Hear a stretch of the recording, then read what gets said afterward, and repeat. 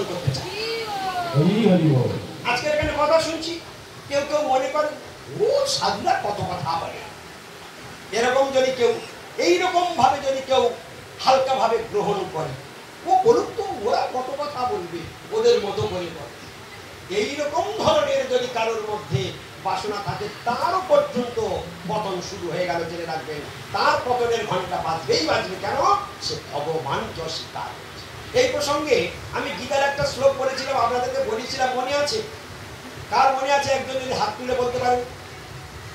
আমি বারবার বলেছিলাম, একবার নয়, একজন যদি কেউ বলতে পারেন কি বলিয়েছিলাম। ভগবান অর্জুনকে নিষেধ করেছিল, তাও ক্লু দিয়ে দিলাম। বলতে পারছো না? হরি বল। অর্জুনকে যখন গীতার জ্ঞান একের পর এক দিয়ে যাচ্ছিলেন, তখন ভগবান একটা কথা অন্তত বেশ কয়েকবার উচ্চারণ করেছিলেন, অর্জুন এতক্ষণ ধরে যা কিছু বলে যাচ্ছি, নো সংশয়। এই শব্দটা কি আমি বলাইনি কোনো সময়? বলাইনি। নো সংশয় মানে কি? অবিশ্বাস করো না ভগবানের কথায় কোনোদিন। ভক্ত ভগবানের কথায় কোনোদিন অবিশ্বাস করতে নাই।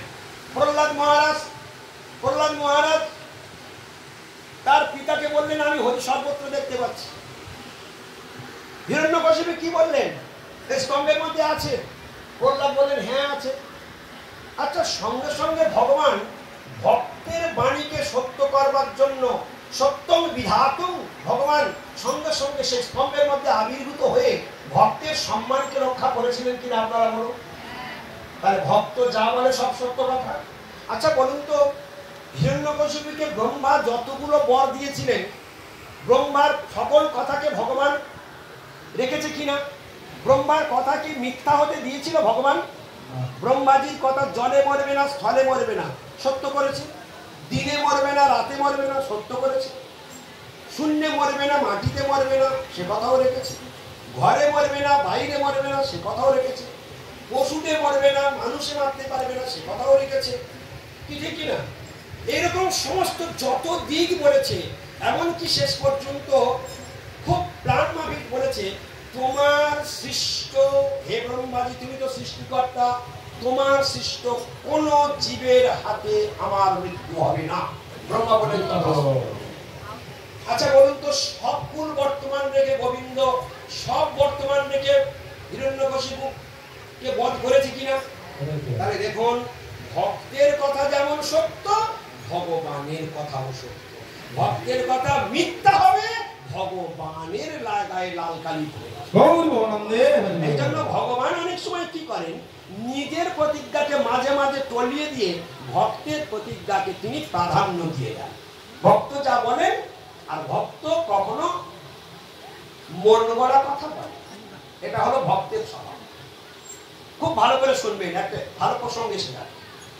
ভগবানের ভক্তগণ যখন কোনো কথা বলেন, তখন সেটাকে খুব মন থেকে জেনে রাখবেন, ওটা মন গড়া কথা বলছে না, ওটা কথা বলছে শাস্ত্র থেকে বলছে। কিভাবে বলছে?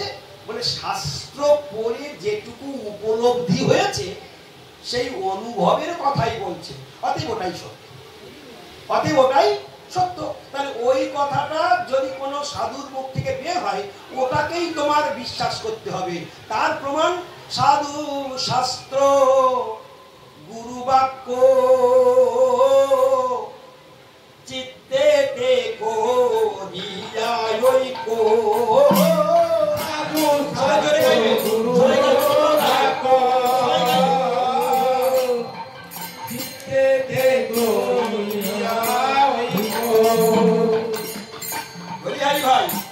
সাধু শাস্ত্র গুরু বাক্য চিত্তে দেখো ঐক্য।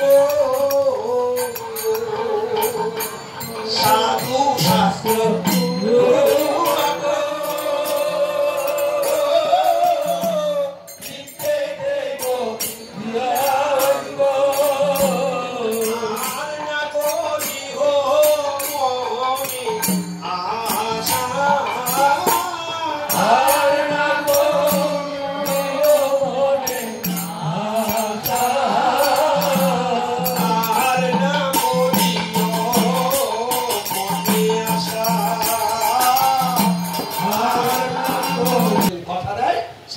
অবশ্যই পালন করতে হবে, ওটাকেই দৃঢ় বিশ্বাস করতে হবে।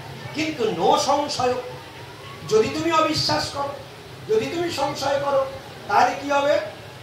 তাহলে কি হবে? যদি তুমি সংশয় করো, গীতাতে সরাসরি ভগবান বলে দিয়েছে, শুনে নিন ভালো করে, যারা যারা ভগবানের কথা অবিশ্বাস করবে, আজকে সকলে কান দুটো খাড়া রাখুন, এবারে সেই অ্যাটম বোমাটা মারা হবে এবারে। যারা যারা ভগবানের কথা অবিশ্বাস করবে তাদের সম্বন্ধে ভগবান গীতাতে কি কমেন্ট করেছেন আমি বলবো, আর আপনারা সবাই একবার জোরে বলবেন। যার যার ভগবান মুখ দিয়েছে সঙ্গে সঙ্গে জোরে বলে নেবেন, গীতা পাঠ হয়ে যাবে। রেডি সবাই? ভগবান বলেছেন যারা অবিশ্বাস করবে, সংশয় আত্মা বিনশ্যতি, সংশয় আত্মা বিনশ্যতি। সবাই আরেকবার জোরে, ফিস করে নয়, জোরে বলবেন। সংশয় আত্মা বিনশ্যতি, সংশয় আত্মা বিনশ্যতি। আচ্ছা মাইকে আর বলবে না, এবারে খালি গলায় হবে। সংশয় আত্মা বিনশ্যতি, সংশয় আত্মা বিনশ্যতি। গীতার বাণী। চলো আজকের এই বাণীটার মানে কি? কৃষ্ণ বললেন যারা আমার কথা অবিশ্বাস করবে তাদের বিনাশ হবেই হবে। বাংলা বাণীটা বুঝতে পেরেছো? যারা আমার কথা অবিশ্বাস করবে তাদের বিনাশ হবেই হবে।